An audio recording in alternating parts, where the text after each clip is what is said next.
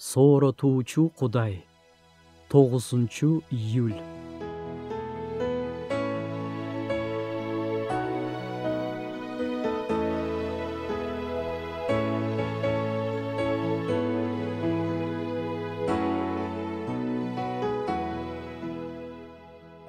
Ким менин ушул сөздөрүмдү укса жана аткарса, ал үйүн таштын үстүнө курган акылдуу адамга окшош.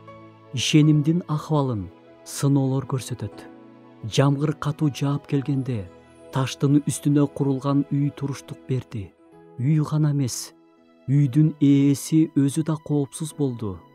Чатырга жамгырдын уруп жатканын укса да, ал тынч чайын ичип, акырындан кыңылдап ырдап да жүрдү. Анан сел жүрдү. Үйдүн пайдубалын бузуп кетчүдөй болуп ал буттанса да, ташка эч нерсе кыла албады. Катуу шамалга да карабай, үй ээси үйдү ташка кургандыктан аман эсен, бактылуу жашоосун уланта берди. Ыйсанын жолдоочусу да Теңиринин ичинде тынчтыкта бейкапар.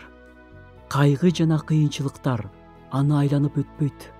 Анын башына да келет, бирок алар аны кулатпайт. Анткени анын негизи Ыйса Машаякта. Теңиринин колунан аны өлүм да тартып ала албайт.